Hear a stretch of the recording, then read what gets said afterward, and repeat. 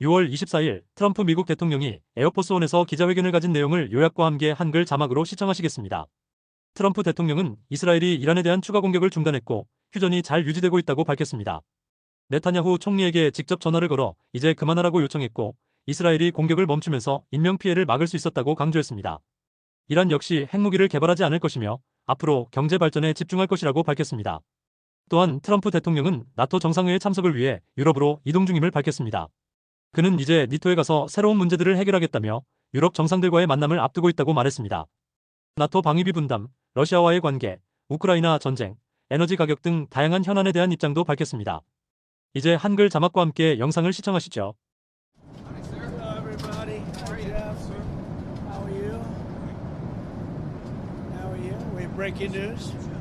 Everything good? Israel, as you know, turned back. They didn't do that raid this morning, fortunately. That was a big thing. Appreciate it. They had a lot of planes going, and they were going to do something, and they didn't do it. And we're happy about that. Very happy about that. So the ceasefire is very much in effect, and I think we're going to keep it there for a long time.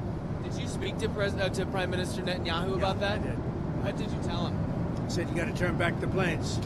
They were going to go because, look, they hit him very hard after we made the deal yesterday. They were entitled to, but nobody thought that would have happened. But they hit him very hard, and that shouldn't have happened. And then, as you know, Iran hit them very hard last night because of that. I don't think they would have, except for the first hard hit. And I guess a missile was launched a couple of minutes afterwards, which went nowhere, hit nothing. And there was going to be a retaliation this morning by Israel. And they said, you got to call back the planes. It's enough. It's enough. And they did, which I respect very greatly. So nobody was killed. That was the story. But they had a lot of planes going in the wrong direction. You know that, right? Do you want any consequences for Israel or Iran for breaking? They didn't do anything. No, they didn't do anything. They would have if I put out a statement on truth, and they didn't do anything. Sir, how are you confident that this might not happen again? Say in a couple weeks then? Tired of it. I think they don't want it to happen again. And Iran's not going to have a nuclear weapon, by the way. I think it's the last thing on their mind right now. Mr. President, did Iran make any commitments yesterday about uranium enrichment? Know what? About uranium enrichment and They're not going to have enrichment, and they're not going to have a nuclear weapon, and they know that. They're going to get on to being a great trading nation. You know, they're very good traders. And they're going to be a great trading nation, and they have a lot of oil. They're going to do well. They're not going to have a nuclear weapon. so did they The promise? last thing on Iran's mind right now is nuclear weapons.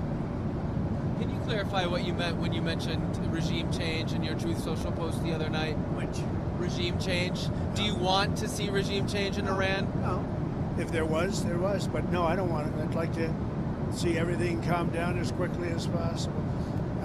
Regime change takes chaos, and ideally we don't want to see so much chaos, so we'll see how it does. You know, the Iranians are very good traders, very good business people, and they got a lot of oil. They should be fine. They should be able to rebuild and do a good job. They're never going to have nuclear, but other than that, they should do a great job, which is exactly where I've been saying for years, you cannot let Iran have a nuclear weapon. But we're going to be with, where's Marco? I think Marco's here someplace. You know, our great Secretary of State. But we cannot let them have a nuclear weapon. They won't have a nuclear weapon. And I will tell you, the last thing on their minds is nuclear weapons. They don't even want to think about nuclear. And our B-2 pilots made this all possible. They had a magnificent hit in the dark of night with no moon, no light, no nothing. They hit the target perfectly, wiped it out. And the press is very disrespectful. I saw CNN fake news going, well, maybe it wasn't a perfect hit, it was perfect. They said maybe it did destroy it. We agree, it did destroy it, but maybe it could have destroyed it more. No, it couldn't have destroyed it more. Everyone hit. And it's very disrespectful to those great geniuses and patriots that flew those planes through tremendous danger. So CNN and MSDNC are a disgrace. And so are the others. I mean, they're pretty much all a disgrace.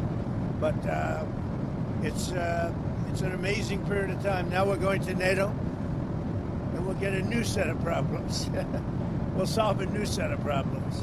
Do you think you'll meet with Zelensky when you're there? Yeah, probably I'll see him. Yeah. What would you say to him? Say, how you doing? It's tough. He's in a tough situation. Should have never been there. Sir, you said a couple days ago that you didn't think the U.S. should have to agree to the 5% increase in GDP on defense. No. Do you want to? I was the one that said that's what they should be paying, as you know. No, I should do something. And they're having a problem with Spain. There's always a problem with Spain. Because Spain's not agreeing, which is very unfair to the rest of them, frankly. So the U.S. won't be increasing our GDP to 5%. We should pay what everyone else, they're in Europe, we're not. A lot of that money goes to rebuilding their bridges, their roads, so it can take heavy equipment. And, we don't have any roads in Europe. We don't have any bridges in Europe. So, no, it wouldn't be quite the same thing for us. But we're with them. Are you still committed to Article 5 of NATO? It depends on your definition. There's numerous definitions of Article 5. You know that, right? But I'm committed to being their friends. I've become friends with many of those leaders, and I'm committed to helping them. What do you want the role of NATO to be going forward once these other countries are spending more? By having a unified system, I think we're going to have stronger peace, better peace, and I think we have that. When I went to NATO, they were broke. When I first started this whole thing, it seems like a long time ago, 9 years, right? But they were broke. I knew it immediately. I said, you guys are broke. They weren't paying their dues. 7 of the 28 countries, at the time it was 28, were paying their dues, but they weren't paying very much. NATO was broke. And I said, you're going to have to pay. And we did a whole thing, and now they're paying a lot. Then I said, you're going to have to lift it to 4% or 5%, and 5% is better. And I guess they're voting on that today, but they're going to be lifting it to 5%. That's good. It gives them much more power. Mr. President, if there's language in the final summit declaration about aggression by Russia, would you be okay with that kind of language? Well, I'll have to take a look at it, but I'd like to see a deal with Russia. As you know, Vladimir called me up. He said, can I help you with Iran? I said, no, I don't need help with Iran. I need help with you.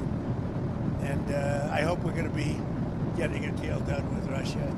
It's a shame. 6,000 soldiers died last week. More, 6,500 soldiers died last week. Russia, Ukraine, a war that never would have happened if I was president. So enjoy your flight. Let me ask you one more follow-up.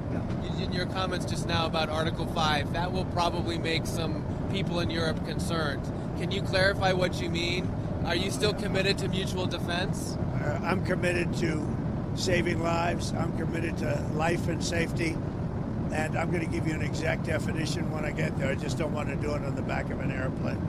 Okay? And one other question on energy. What's your take on the oil price situation right now, and are you concerned? Great. I love it. It dropped almost $10 yesterday. I put out a statement, get it down, because a lot of people aren't able to do things when the energy goes down. We're going to have a lot less conflict. So it came down, and our energy department's doing a great job. We're drilling like we've never drilled before. We're keeping it down. We're going to keep it down until all these wars are settled. Thank you very much, everybody. I'll see you. Iranian sleeper cells in the United States. Biden led a lot of super cells, and Biden was an incompetent president, had no idea what he was doing. He hardly ever signed a document. Other people signed documents for him with the auto pen. It was gross incompetence. And among everything else, he let a lot of super cells in, many from Iran. But hopefully we'll take care of them.